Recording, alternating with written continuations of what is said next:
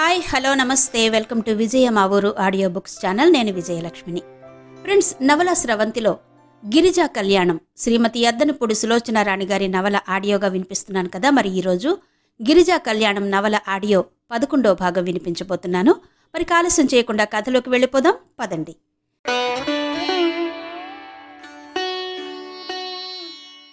మర్నాడు గిరిజకు జ్వరం కొద్దిగా తగ్గింది. 9 గంటలవుతుండగా చందు డాక్టర్ గారి కోసం ఫోన్ చేశాడు. ఆయన భార్య ఫోన్ తీసింది. చందు, మీ అంకుల్ పొద్దుటే బాత్రూంలో జారిపడ్డారు. నడు నొప్పి పుట్టిందట. మంచం మీద పడుకుని ఉన్నారు. ఇదిగో నీతో ఆయన మాట్లాడతారట.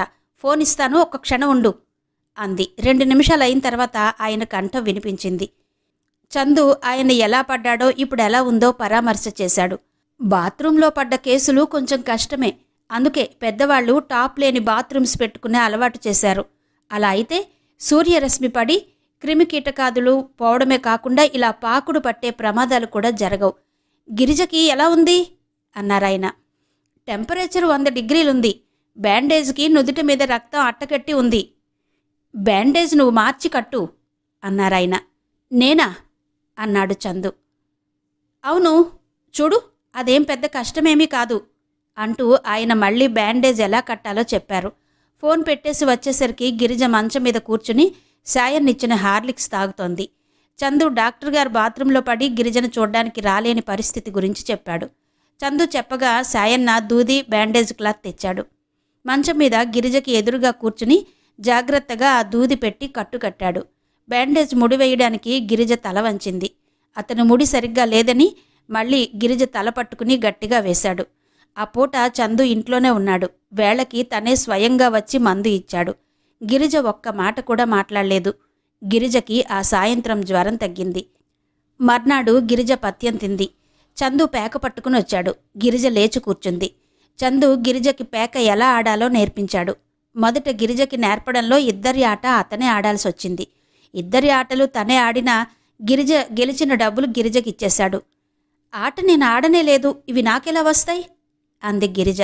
గిరిజ డబ్బు చందు డబ్బు మీద పెట్టేసింది.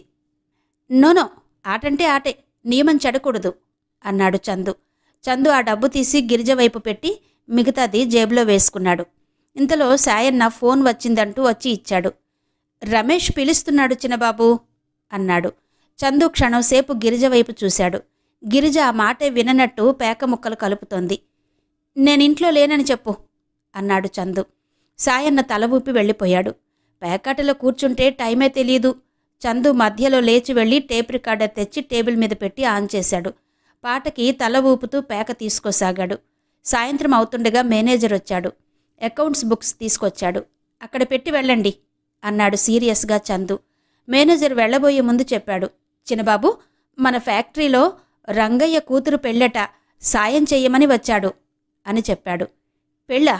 అయితే చాలా ఖర్చుంటుంది. పాపం, మనం ఇచ్చే జీతంలో ఏం మిగిలి ఏడుస్తుంది? ఓ 1000 రూపాయలు ఇవ్వండి అన్నాడు. మేనేజర్ వెళ్ళిపోయాడు.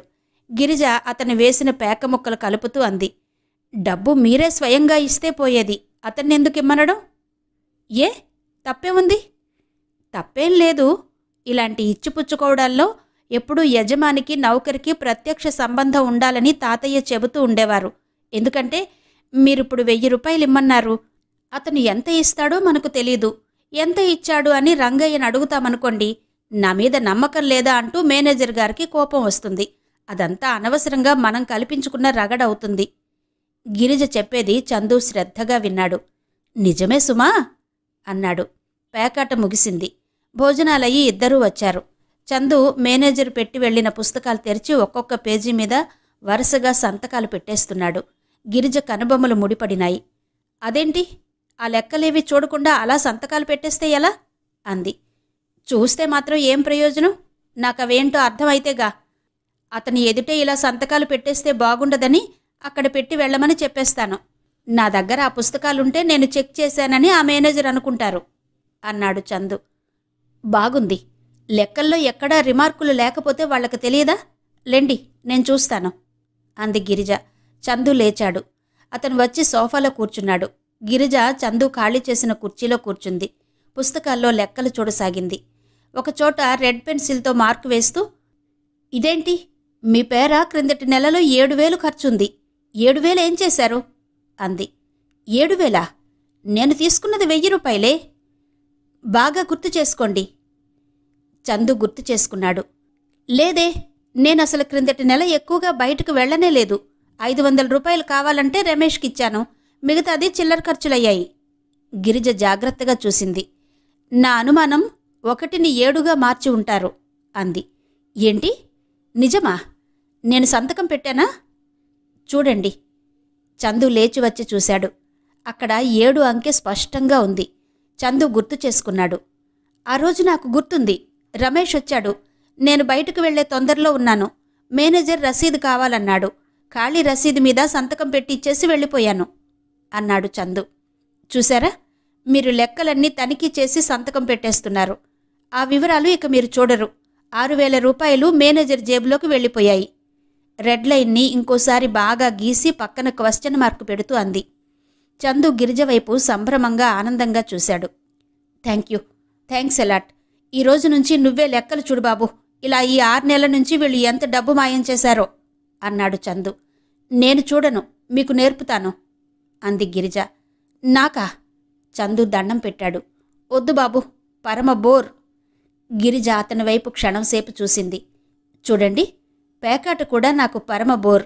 కానీ మీకోసం నేను నేర్చుకోవటంలా అంది. ఓకే, ట్రై చేస్తాను. కానీ నేను చూసినవి మళ్ళా నువ్వు చెక్ చేయాలి. గిరిజ టేబుల్ దగ్గర కూర్చుని ఈ లెక్కలన్నీ జాగ్రత్తగా పరీక్ష చేస్తోంది. చందు మధ్య మధ్యలో పుస్తకం కాస్త పక్కకి జరిపి గిరిజ వంకే చూస్తున్నాడు. చాలాసేపయింది. ఎక్కడో గడియారం 12 గంటలు కొట్టింది. గిరిజ ఉలిక్కి పడింది. ఈ జమా ఖర్చులు చూడడంలో మునిగిపోయిన గిరిజకి టైమే తెలియలేదు. అబ్బా, అప్పుడే 12 గంటలయింది. లెక్కలు చాలా వరకు అయ్యాయి. గిరిజ పుస్తకాలు సర్ది పక్కన పెట్టింది.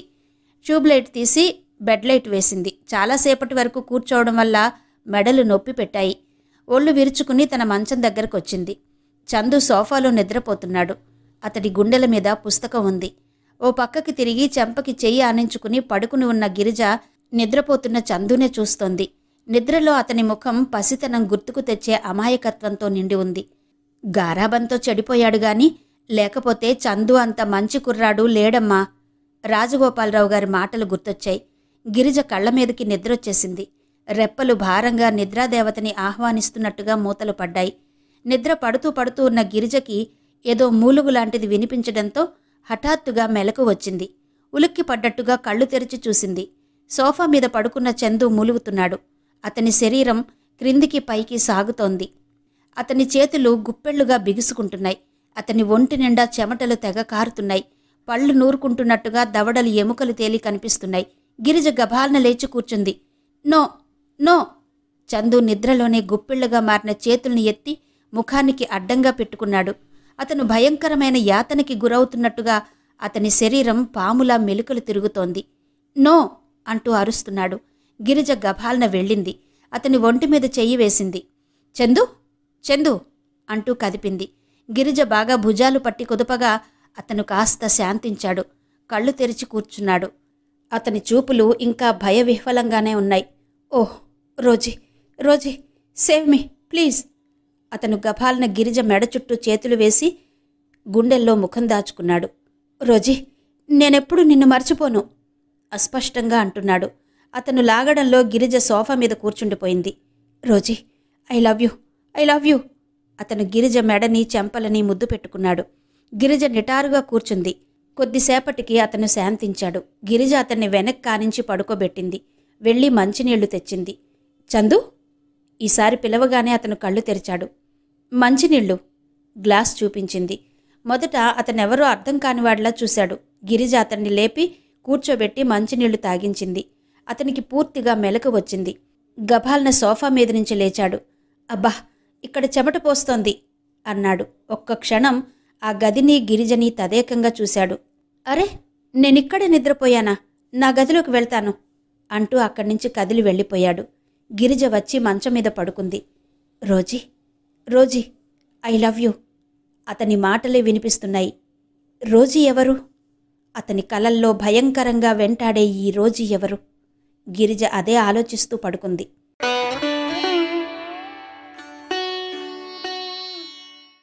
సాయన్న మొక్కలకి నీళ్లు పెడుతున్నాడు. గిరిజ అక్కడే కొద్దిగా అటు ఇటు తిరుగుతోంది. జ్వరం పూర్తిగా తగ్గిపోయింది. నుదిటి మీద గాయం కూడా మానుతోంది. కాస్త తేలికైనప్పటినుంచి గిరిజ మంచం మీద పడుకోలేదు, తిరుగుతూనే ఉంది. గిరిజ సాయన్న దగ్గరకొచ్చింది. సాయన్న పిలిచింది. ఏంటమ్మా? సాయన్న, చిన్న మాట అడగనా? ఏంటమ్మా, మీరు యజమానులు, అడిగేయాలి గాని అలా అంటారా? గిరిజ క్షణంసేపు తటపటాయించింది. రోజీ ఎవరు? ఆ పేరు వినగానే సాయన్న ముఖం వెలవెలా పోయింది. చెప్పు సాయన్న, చిన్నబాబు మొన్నొక రోజున నిద్రలో పీడకలతో లేచారు. నన్ను పట్టుకుని రోజీ రోజీ అన్నారు అంది గిరిజ. సాయన్న గిరిజ వైపు చూస్తున్నాడు. గిరిజ అనునయంగా అంది. సాయన్న, నువ్వు పెద్దవాడివి. చిన్నబాబంటే విపరీతమైన ప్రేమ ఉంది. మా ఇద్దరి క్షేమం నువ్వు నిజంగా కోరినట్టయితే నా మనసులో భూతంలా పీడిస్తున్న ఈ అనుమానం తీర్చు అంది. మీరు చిన్నబాబునే అడగకపోయారమ్మా? అడిగాను. మర్నాడు పొద్దున్న కాఫీ తాగుతుండగా రోజీ ఎవరు అని అడిగాను. కుక్కపిల్ల పేరు అని చెప్పారు. ఆ కుక్కపిల్లంటే తనకి ఇష్టమట. ఆ కుక్కపిల్ల దురదృష్టవశాత్తు యాక్సిడెంట్లో చచ్చిపోయిందట. అదంతా నిజమేనమ్మా, కానీ రోజీ కుక్కపిల్ల కాదమ్మా, అందమైన ఆడపిల్ల అనే నాకు అనుమానం వేసింది సాయన్న. మీ చిన్నబాబు నాకది చెప్పడానికి ఇష్టపడలేదు. అందుకే కుక్కపిల్ల అని చెప్పారు. రోజీ ఎవరో నేనే తెలుసుకోవడానికి నిశ్చయించుకున్నాను. సాయన్న పైప్ కింద పెట్టాడు. పూల మొక్కల్లో పెరిగిన గడ్డిని లాగుతూ చెప్పాడు. చిన్నబాబుకి ఒక ట్యూషన్ మాస్టర్ ఉండేవారమ్మా. ఆయన ఇక్కడే, అదిగో ఆ సర్వెంట్ క్వార్టర్స్లో ఉండేవారు. అతనికి భార్యా బిడ్డలు లేరు. మద్రాసులో ఆయనకి చెల్లెలుంది. ఆ చెల్లెలు కూతురే రోజీ. రోజీ తల్లిపోయింది. రోజీ మద్రాసులో ఉండి చదువుకుంటూ సెలవులకొచ్చింది. చిన్నబాబు ఆ అమ్మాయి సరదాగా కబుర్లు చెప్పుకునేవారు. సినిమాలకి షికార్లకి తిరిగేవారు. ఆ తర్వాత ఏమైందో ఏమో, పెద్దయ్యగారు ఆ టీచర్ని పంపేశారు. రోజీ వెళ్ళిపోయింది. 2 నెలల తర్వాత రోజీ కారు యాక్సిడెంట్లో చనిపోయింది. ఈ మాట వినగానే చిన్నబాబు ఎలాగో అయిపోయారు. తర్వాత మెల్లగా మర్చిపోయినట్టున్నారు. గిరిజ చాలా శ్రద్ధగా వింది. ఇప్పుడు ఆ మాస్టర్ గారు ఎక్కడున్నారు? తెలీదమ్మా. మేమంతా అనుకోవడం పెద్దయ్యగారు కోపగించుకుని ఇంట్లో నుంచి వెళ్ళగొట్టారేమోనని. ఆయన వెళ్ళిపోయిన తర్వాత గాని ఆ సంగతి మాకు తెలియలేదు. చిన్నబాబు రోజీని పెళ్లి చేసుకోవాలని అనుకున్నారా? నాకు తెలీదు, సాయన్న పైప్ తీసుకుంటూ అన్నాడు. ఇది మీరు పెద్ద బాధగా తీసుకోవాల్సిందేం కాదు. బాగా డబ్బున్న అబ్బాయిల జీవితాల్లో ఇలాంటివి అలవాటే. అందుకే పెద్దయ్యగారు చిన్నబాబుకి త్వరగా పెళ్లి చేసేయాలని అంత ఆరాటపడ్డారు. ఇంతలో ఆవరణలోకి చందు వచ్చాడు. సాయన్న మాటలు మార్చేసి, అమ్మగారు, ఈ గులాబీ చెట్టు ఉందే, అయ్యగారు బెంగుళూరు నుంచి తెప్పించారు. అది ఎలా వచ్చిందంటే అంటూ ప్రారంభించాడు. చందు అక్కడికొచ్చాడు. గిరిజ దూరంగా ఉన్న సర్వెంట్ క్వార్టర్స్ వైపు వేలుతో చూపిస్తూ, ఆ ఇల్లు నాకు చాలా బాగుంది అంది. చందు అటు తిరిగాడు. అదా, అది సర్వెంట్ క్వార్టర్స్గా ఇప్పుడు చేశారు. కానీ ఇదివరకు నాకు చదువు చెప్పే టీచర్ ఉండేవాడు అంటూ ఉండగానే అతని మాటలు పరధ్యానంగా అయినాయి. గిరిజ జాగ్రత్తగా అతని ముఖ కవళికలనే గమనిస్తోంది. చందు ప్యాంటు జేబులో చేతులు పెట్టుకుని అటే చూస్తున్నాడు. అతని చూపులు శూన్యంలో చిక్కుబడినాయి. అతను ఆ క్షణంలో తన పరిసరాలనే మర్చిపోయినట్టుగా నిలబడ్డాడు. అతని ముఖంలో విషాద ఛాయలు అలముకోవడం గిరిజ చూస్తూనే ఉంది. 2 రోజుల తర్వాత గిరిజ అల్మరా సర్దుతోంది. చందు ఉత్తరాలు, ఎప్పటివో గ్రీటింగ్ కార్డ్స్ కట్టలుగా పడి ఉన్నాయి. జనవరి 1న ప్రతి పండుగ, అతని పుట్టినరోజున, ఆ విధంగా సంవత్సరంలో ఎంతోమంది పంపినవి ఉన్నాయి. గిరిజ వాటిలో చాలా బాగున్నవి చూసి మిగతావి చింపేసి అల్మరా సర్దుతోంది. వాటిలో కొన్ని రసీదులున్నాయి. గిరిజ తీసుకు చూసింది. అవి మనీ ఆర్డర్ రసీదులు. వరంగల్లో జోసెఫ్ అనే ఆయనకి చందు ప్రతి నెల 200 రూపాయలు పంపుతున్నాడు. గిరిజ అన్నిటినీ వరుసగా పెట్టి చూసింది. ఒక్కటి కూడా పొల్లుపోకుండా ప్రతి నెలవి ఖచ్చితంగా ఉన్నాయి. గిరిజ కనుబొమ్మలు ముడిపడినాయి. ఆ అడ్రస్ నోట్ చేసుకుంది. అన్నీ కట్టకట్టి దాచింది. కిందికి దిగగానే గిరిజ సాయన్నను అడిగింది. సాయన్న, జోసెఫ్ ఎవరి పేరు? చిన్నబాబు టీచర్ పేరమ్మా. ఓహో. గిరిజ ఇంకేం మాట్లాడలేదు. ఎందుకమ్మా అడిగారు? ఏం లేదు అంది గిరిజ. ఫస్ట్ రాగానే 200 రూపాయలు మనీ ఆర్డర్ చేయించి రసీదు చూపించింది. అది చూడగానే అతను భూమి తలకిందులైనట్టు చూశాడు. ఇది నీకెలా తెలుసు? గిరిజని రసీదుని మార్చి మార్చి చూస్తూ అడిగాడు చందు. మొన్న మీ అల్మరా సర్దుతుంటే రసీదులు కనిపించాయి. ప్రతి నెల పంపుతున్నట్టుగా ఉంది. ఈయనెవరో మీకు కావాల్సిన ఆయన అయి ఉంటాడని నేనే మనీ ఆర్డర్ చేయించాను. ఏ, నేనేమైనా తప్పు పని చేశానా? అమాయకంగా చూస్తున్నట్టు అడిగింది గిరిజ. లేదు లేదు, చందు కంగారు పడ్డాడు. నువ్వు మంచి పనే చేశావు. ప్రతి నెల ఇలాగే పంపాలి. ఈయన ఈయన నా స్నేహితుడి తండ్రి. ఆ స్నేహితుడు చనిపోయాడు. ఈయనకి పక్షవాతం వచ్చింది. చూసేవాళ్ళెవరూ లేరు. అందుకని నేను పంపిస్తున్నాను. అలాగా? మీరెంత మంచివారు. ఎంతమందికి స్నేహితులుండరు. అందరూ ఇలా ఆదుకుంటారా? మీలాంటి ఆత్మీయుణ్ణి పొందిన వాళ్ళు ఎంత అదృష్టవంతులో. అలాంటిదేం లేదు. ఇందులో చేస్తున్న మంచి పనేమీ లేదు. చందు అక్కడి నుంచి త్వరగా వెళ్ళిపోయాడు.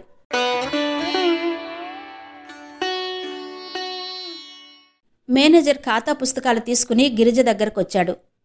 చూడండి, మీతో చిన్న మాట చెప్పాలని వచ్చాను అన్నాడతను. చెప్పండి, కుడుతున్న గిరిజ తలెత్తకుండానే అంది.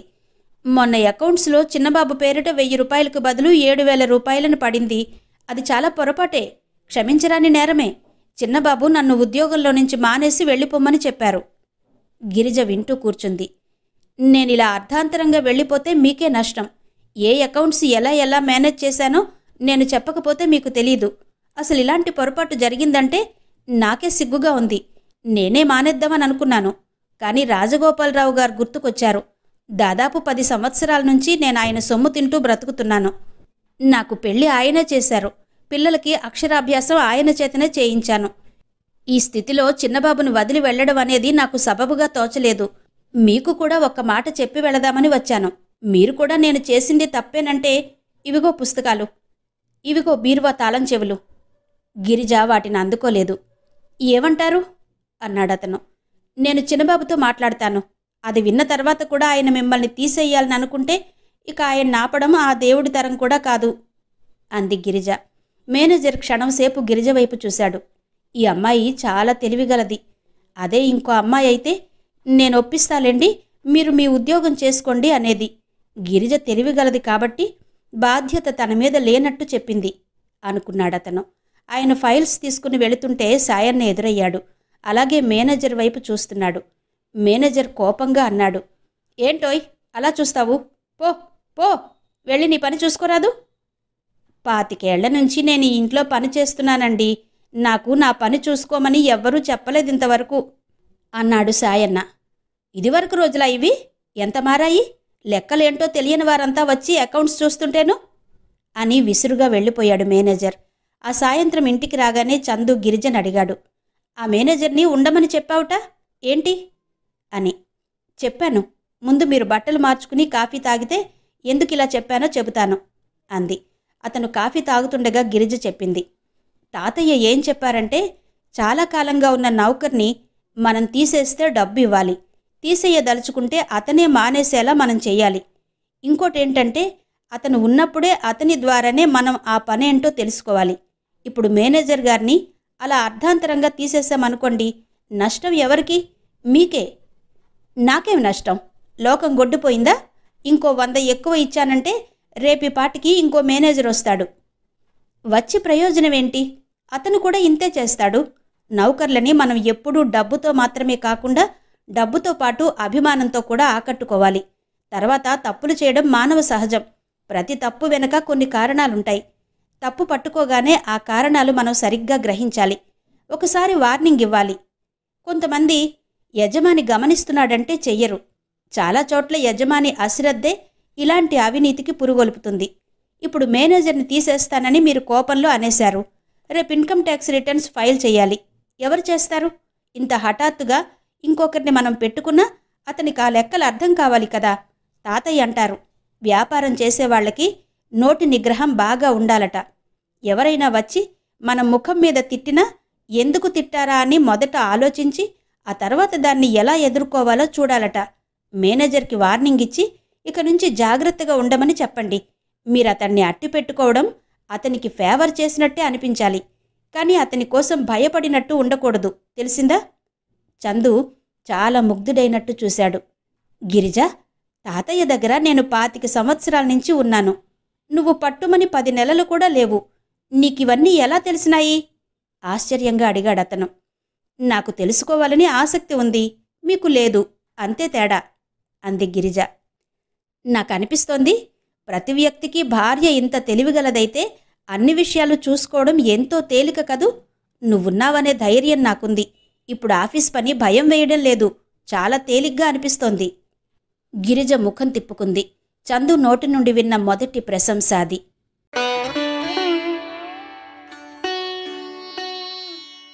పారిజాతం, గిరిజ వరంగల్లులో ఒక సందులో ఒక అడ్రస్ కోసం వెతుకుతున్నారు. గిరిజ ఎదురింట్లో నుంచి వస్తున్న ఒక బట్టతల ఆయన ఆపి అడిగింది, చూడండి, జోసెఫ్ గారి ఇల్లు తెలుసా? బట్టతల ఆయన ఆగాడు.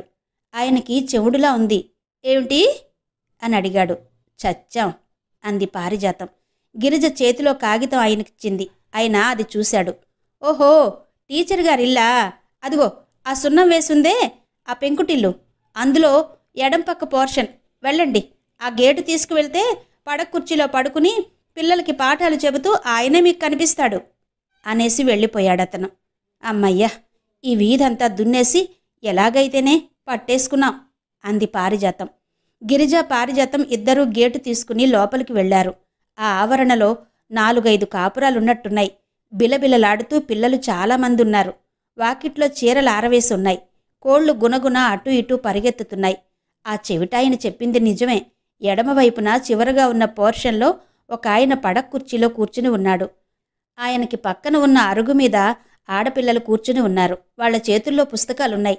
పడక కుర్చీలో కూర్చుని ఉన్న ఆయన చక్కటి ఇంగ్లీష్లో ఏదో పాఠం బోధిస్తున్నాడు. గిరిజ ఆయన దగ్గరకు వెళ్ళింది. ఆ అడ్రస్ కాగితం చూపించింది. నేనేనమ్మా, ఏం కావాలి మీకు?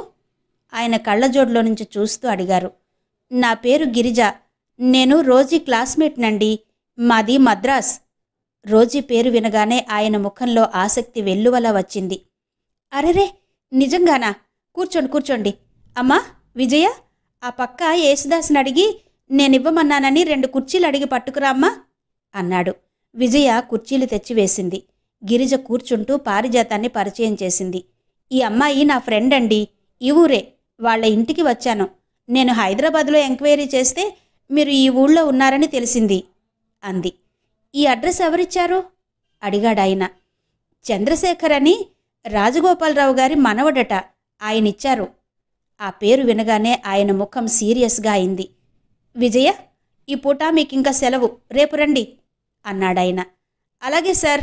5 నిమిషాల్లో ఆ 3 ఆడపిల్లలు పుస్తకాలు సర్దుకుని వెళ్ళిపోయారు. గిరిజ విచారంగా చూస్తూ అంది, రోజీ మరణించడం ఎంత ట్రాజడీ కదూ అంకుల్, మేమెవ్వరూ నమ్మలేకపోయాం. ఆయన కళ్ళు విషాదానికి మారుపేరయ్యాయి. అవునన్నట్టుగా తల ఊపాడు. అసలు ఎలా పోయిందంకుల్? కారు యాక్సిడెంట్ అని ఎంతోమంది అన్నారు. కాదు, కావాలనే చంపారని ఇంకా కొంతమంది అన్నారు. అసలు విషయమేంటో మీకే తెలియాలి అంది గిరిజ. ఆయన మాట్లాడలేదు. ఒకసారి భగవంతుడిని తలుచుకున్నట్టుగా క్రాస్ చేసుకున్నాడు. లోపలికి రండి, మీకు కాస్త కాఫీ ఇస్తాను. ఆయన లేచాడు. కర్రని ఆసరా చేసుకుని నడుస్తూ, ఈ మధ్యనే నాకు పక్షవాతం వచ్చి ఆ ప్రభువు దయవల్ల కాస్త తగ్గింది. 4-5 నెలల నుంచి ఈ మాత్రం లేచి నడవగలుగుతున్నాను అన్నాడు. పారిజాతం, గిరిజ లోపలికొచ్చారు. లోపల బాగా పెద్ద గదే ఉంది. పుస్తకాలు షెల్ఫ్లో ఉన్నాయి. ఇంకో పక్క మూలగా పియానో ఉంది.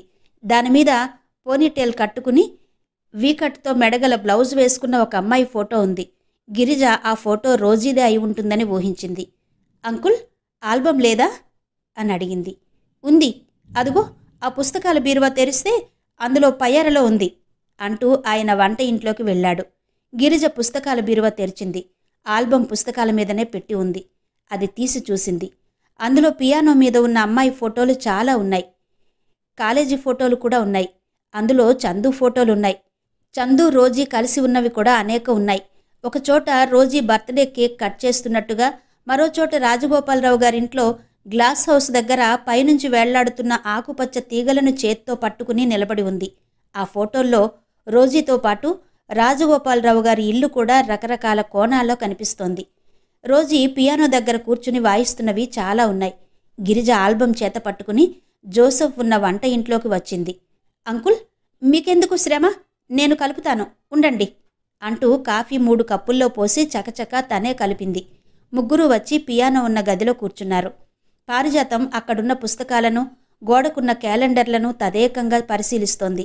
గిరిజ కాఫీ తాగుతూ అంది, రోజీ పియానో బాగా వాయించేదనుకుంటా. ఆయన తల ఊపాడు. పియానో ముందు కూర్చుంటే ఇక తనకి టైమే తెలీదు అన్నాడు. గిరిజ ఆల్బం తెచ్చింది. ఆయనకు చూపిస్తూ, అంకుల్, ఇతనెవరు? చంద్రశేఖర్ అని చెబుతూ నాకు ఉత్తరాలు వ్రాస్తుండేది ఇతడేనా? ఆయన తల ఊపారు.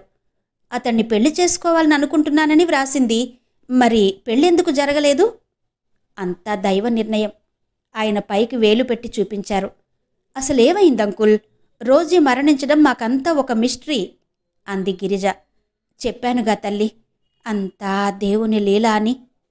రోజీ గుర్తుకు వస్తే అసలేం జరిగిందో తెలియక బాధ అనిపిస్తుంది అంకుల్. తను కూడా మా అందరిలాగానే హాయిగా ఉండాల్సిన మనిషే కదా. భగవంతుడు కొందరికి అన్నీ ఇచ్చి జీవితం లాగేసుకుంటాడు. అకాల మరణం అంత అన్యాయం ఇంకొకటి లేదేమో అన్నాడాయన. గిరిజ లేచింది. పియానో దగ్గరికి వెళ్ళి రోజీ ఫోటో తదేకంగా చూస్తోంది. అంకుల్, మీకు విషయమేంటో తెలిసే ఉంటుందని నా నమ్మకం. ఒకవేళ అది తెలుసుకోకూడని నిగూఢ రహస్యమైతే మిమ్మల్ని నేనేం బలవంతం చెయ్యను. రోజీకి ఒక స్నేహితురాలిగా నేనదంతా తెలుసుకోవాలని ఆతురపడ్డాను. నా ఆతృత తప్పైతే నన్ను క్షమించండి అంది. నోనో, నువ్వలా ఏం భావించనవసరం లేదు. ఇందులో చెప్పరానంత రహస్యమేమీ లేదు అన్నాడతను. మరి చెప్పండి అంకుల్, రోజీకి చంద్రశేఖర్కి ఎలా పరిచయం ఏర్పడిందో, అది చివరికి ఎలా విషాదానికి దారితీసిందో తెలుసుకోవాలని నాకెంతగానో ఉంది. నా ఆతురతకి అసలు కారణం కూడా మీకు చెప్పేస్తాను. నేను స్నేహమయ్యి అనే కలం పేరుతో కథలు వ్రాస్తూ ఉంటాను. నా స్నేహితురాలి జీవితమే ఎందుకు వ్రాయకూడదు అనిపించింది. ఆ భావంతోనే ఇంత దూరం మిమ్మల్ని వెతుక్కుంటూ స్వయంగా వచ్చాను అంది. అలాగా? ఆ మాట నాకు ముందే చెప్పలేదేం మరి? నీకంతా చెబుతాను, కానీ నువ్వు క్షుణ్ణంగా తెలుసుకోవాలంటే మొదటి నుంచి వినాలి అన్నాడాయన. చెప్పండి అంకుల్ అంది గిరిజ. గిరిజ పియానోని ఆనుకుని నిలబడి ఉంది. ఆయన సోఫాలో కూర్చున్నాడు. పారిజాతం బొమ్మలా చూస్తోంది. జోసెఫ్ రోజీ గురించి చెప్పసాగాడు. రాజగోపాలరావు గారు శ్రీమంతుడు. చాలామంది డబ్బున్న వాళ్లలో ఉండే డాబు దర్పం ఆయనలో లేవు. ఆయనకి ఒకే ఒక మనవడున్నాడు. ఆయన ఆస్తికి వారసుడు అతనొక్కడే. అతని పేరే చంద్రశేఖరం. అందరూ చందు అని పిలుస్తారు. చందుకి తెలివితేటలకేం తక్కువ లేదు, కానీ చదువు మీద బొత్తిగా శ్రద్ధ లేదు. ఎప్పుడూ తప్పుతూ ఉండేవాడు. రాజగోపాలరావు గారు ఆయన కుటుంబ మిత్రుడైన శేషారత్నం ద్వారా నాకు కబురు చేసి పిలిపించారు. చందు చేతి ఎలాగైనా సరే డిగ్రీ తెచ్చుకునే చదువు చదివించాలని చెప్పారు. నేను అంగీకరించాను. నా వృత్తిరీత్యా నేను అనేక మంది పిల్లల్ని చూశాను. ఎలాంటి మొద్దునైనా చురుగ్గా చదివించగలిగే నేర్పు నాకుంది. కానీ ఇంత అనుభవం ఉన్న నాకు చందు సరికొత్త స్వభావం గల విద్యార్థిగా కనిపించాడు. చిన్నప్పటి నుంచి గారాబంగా పెరగటం వల్లనో, బాగా డబ్బుండి కష్టమనేది ఎరగకపోవడం వల్లనో చందు స్వభావం వింతగా ఉండేది.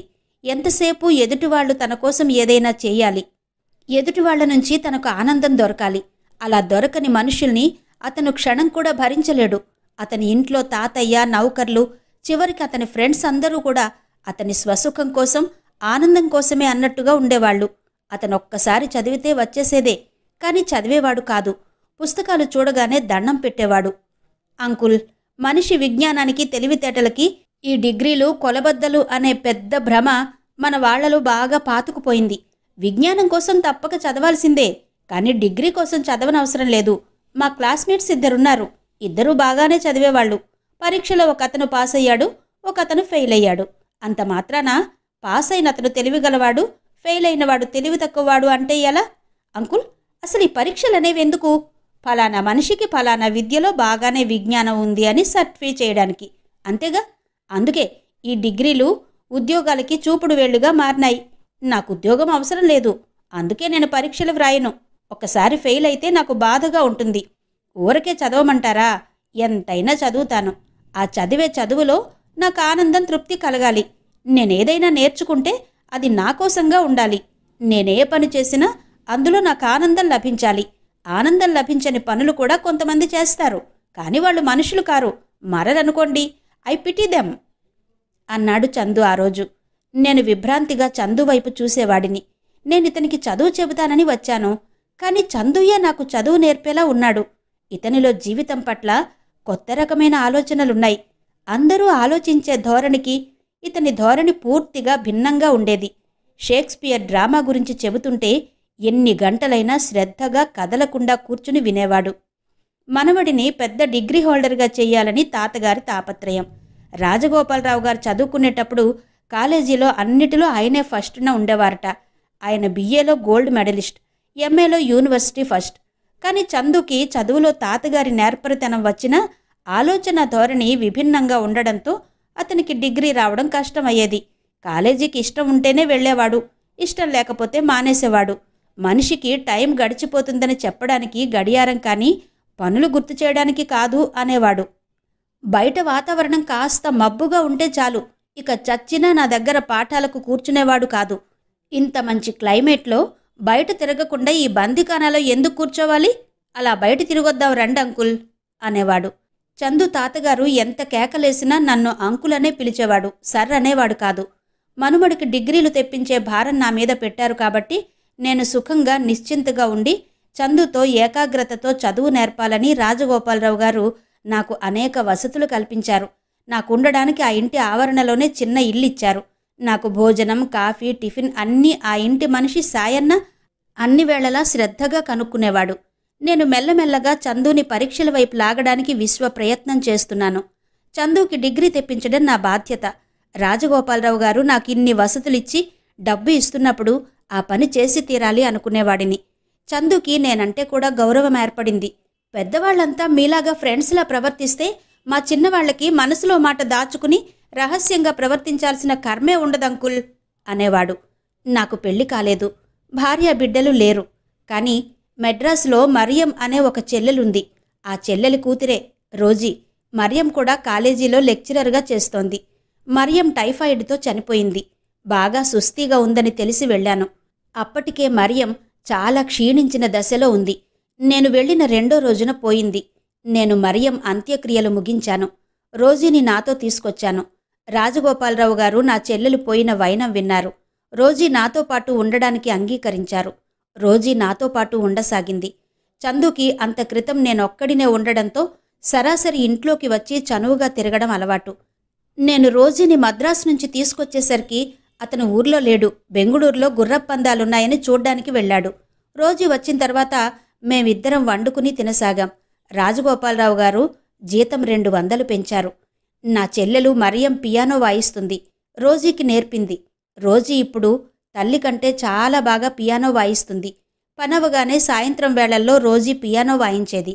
రాజగోపాలరావు గారి ఇల్లు అసలెప్పుడూ నిశ్శబ్దంగా ఉంటుంది. రోజీ వాయిస్తున్న పియానో ఆ తోట దొడ్డి అంతా ప్రతిధ్వనిస్తున్నట్టుగా ఉండేది. చందు ఆ పూటే తిరిగొచ్చాడని సాయన్న చెప్పాడు. పడుకుని నిద్రపోతున్నాడట. సాయంత్రం అయింది. రోజీ పియానో వాయిస్తోంది. నేను పడకుర్చీలో కూర్చుని పుస్తకం చదువుతున్నాను. రోజీ చాలాసేపు వాయించింది. వాయించడం పూర్తి చేసి స్టూల్ మీద గిరుక్కున వెనక్కి తిరిగి అంకుల్ అంటూ ఉత్సాహంగా ఏదో చెప్పబోతున్నదల్లా గుమ్మం వైపు చూస్తూ అలాగే ఆగిపోయింది. రోజీని అంత చకితురాల్ని చేసిన అద్భుత విషయం ఏంటా అని నేను తల తిప్పి చూశాను. గుమ్మం దగ్గర చందు నిలబడి ఉన్నాడు. సిల్కు చారల పైజామా, షర్ట్ వేసుకుని ఉన్నాడు. అలాగే వచ్చాడేమో. క్రాఫ్ చెదిరి నుదిటి మీద పడుతోంది. కళ్ళు నిద్రబద్ధకంగా మత్తుగా ఉన్నాయి. రా చందు, అక్కడే నిలబడిపోయావే, లోపలికి రా. ఈ అమ్మాయి నా చెల్లెలి కూతురు రోజీ అన్నాను. చందు లోపలికొచ్చాడు. నేను రోజీ వైపు తిరిగాను. రోజీ, ఇతను నేను చెప్పానే చంద్రశేఖరవని, రాజగోపాలరావు గారి మనవడు. అందరూ చందు అని పిలుస్తారు అంటూ పరిచయం చేశాను. ఓ, గ్లాడ్ టు మీట్ యూ అంది రోజీ. థ్యాంక్ యూ అన్నాడు చందు. చందు లోపలికొచ్చాడు. రోజీ స్టూల్ మీద నుంచి లేచి వచ్చింది. ఇద్దరూ 2 సోఫాల్లో ఎదురెదురుగా కూర్చున్నారు. ఇద్దరూ వయసులో ఉన్న యువతీ యువకులు, అపరిచితులు.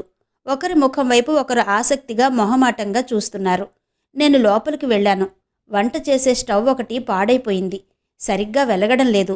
దాని పంపు కూడా బాగా పనిచేయడం లేదు. నేను అది దొడ్లోకి తీసుకెళ్లి బాగు చేస్తున్నాను. నాకు కాసేపటికి నవ్వులు వినిపించాయి. చందు ఏదో చెప్పి రోజీని నవ్విస్తున్నాడు. రోజీ పక్కపక్క నవ్వుతోంది. అతని నవ్వు కూడా వినిపిస్తోంది. నేను స్టవ్ బాగు చేసి చేతులు కడుక్కుని వచ్చాను. ఇద్దరూ బాగా కబుర్లలో పడ్డారు. రోజీ తన కాలేజీ సంగతులు చెబుతోంది. చందు ఆడపిల్లల స్వభావం గురించి చెబుతున్నాడు. ఇద్దరూ నవ్వుకుంటున్నారు. నేనన్నాను, రోజీ, స్టవ్ బాగైంది, టీ కలుపుతావా? రోజీ నన్ను చూడగానే గభాలన లేచింది. ఓకే అంకుల్ అంది. అక్కడి నుంచి లోపలికి వెళ్ళడానికి 4 బారల దూరం కూడా లేదు. అయినా ఆ కాస్త దూరంలోనే రోజీ 2 సార్లు వెనక్కి తిరిగి చందు వైపు చూసింది. చందు కూడా రోజీ వైపే చూస్తున్నాడు. సరే, వయస్సు, ఆకర్షణ, వెన్న వేడి కరగడంలో అసహజమేమీ లేదు అనుకున్నాను లోపల నేను. ఆ రోజు చందు చాలాసేపు మాతోనే ఉన్నాడు. సాయన్న వచ్చి, తాతగారు భోజనానికి ఎదురు చూస్తున్నారు బాబు అన్నాడు. నేనిక్కడే భోజనం చేస్తున్నాను, తనని తినేయమని చెప్పు అన్నాడు చందు. ఇదేంటి, చందుని నేను భోజనానికి పిలవనేలేదే అనుకుంటున్న నేను రోజీ వైపు చూశాను. రోజీకి నా అనుమానం అర్థమైనట్టుంది. అవునంకుల్, మీ శిష్యుణ్ణి నేనే భోజనానికి ఉండమన్నాను అంది. తర్వాత ముగ్గురం కలిసి భోజనం చేశాం. ఆ ఇద్దరూ ఒకటే కబుర్లు. ఒక్క మాట కూడా నాతో మాట్లాడలేదు. అసలు ఆ భోజనం బల్ల దగ్గర నేననేవాడిని ఒకడిని ఉన్నాను అన్న జ్ఞాపకమే లేనట్టు ఇద్దరూ కాలేజీల గురించి, సినిమాల గురించి మాట్లాడుకుంటున్నారు. భోజనాలయ్యాయి. చందు ఇంకా కూర్చునే ఉన్నాడు. నాకు విసుగు పుట్టింది. చందు, ఇక గుడ్ నైట్, 10 గంటలు దాటింది అన్నాను. చందు నా వైపు బోరుగా చూశాడు. ఇక గత్యంతరం లేనట్టుగా లేచాడు. Okay, good night. రోజీ వైపు చూస్తూ చేయి చాచాడు. గుడ్ నైట్, రోజీ కలలోలా చూస్తూ అంది. రోజీ గొంతుకే మారిపోయింది. అతి సుందరమైన దృశ్యం చూస్తున్న మనిషిలా ఆనందంగా, పరవశంగా, పరధ్యానంగా అంది. కలిసిన ఆ ఇద్దరి చేతులు ఎంతకీ విడివడవు. ఓకే, గుడ్ నైట్ అన్నాను. చందు రోజీ చెయ్యి వదిలేశాడు. గుడ్ నైట్ అంకుల్ అనేసి వెళ్ళిపోయాడు. రోజీ అతని వెనకే పంపడానికి గుమ్మం వరకు వెళ్ళింది. అతను మళ్ళీ గుడ్ నైట్ అన్నాడు. గుడ్ నైట్ అంది రోజీ. వీళ్ళెన్నిసార్లు చెప్పుకుంటారు అని విసుగ్గా అనుకున్నాను. ఓకే, వెడుతున్నాను. Wish you very very sweet dreams అన్నాడు Chandu. Wish you a very very sleepless night అంది రోజీ. వాట్ అతనని వెంటనే బిగ్గరగా నవ్వాడు. రోజీ కూడా నవ్వింది. నాకు చచ్చినంత భయం వేసింది. పొద్దుపోయింది. వీళ్ళిలా నవ్వుతున్నారు. రాజగోపాలరావు గారు వింటే ఏమనుకుంటారోనని హడలిపోతున్నాను. ఈ రోజీ ఆ గుమ్మం వదిలి ఎంతసేపటికి రాదేంటి? అబ్బా, వెన్నెల ఎంత బావుంది కదూ అంటున్నాడు చందు. చాలా బాగుంది, కొత్తగా కనిపిస్తుందివాళ అంది రోజీ. నా పిండాకుడ్లా ఉంది అంటూ నేను పళ్ళు కొరుక్కున్నాను. నాకు ఒళ్ళు మండిపోతోంది. రోజీ, ఇక రా అన్నాను. వస్తున్నా అంకుల్. ఓకే, గుడ్ నైట్ అంది. గుడ్ నైట్ అన్నాడతను. ఇప్పటికీ 6సారో 7సారో అనుకున్నాను నేను. రోజీ తలుపు వేసి వచ్చింది. వెళ్ళి పడుకుంది. పడుకునే ముందు చందు గదివైపు ఉన్న కిటికీ తలుపు తెరిచింది. నేను మంచం మీద పడుకుని చూస్తూనే ఉన్నాను. కొద్దిసేపటికి చందు గదిలో లైట్ వెలిగింది. కిటికీ తలుపు కూడా తెరుచుకుంది. అమ్మో, జాగ్రత్తగా ఉండాలి అనుకున్నాను నేను.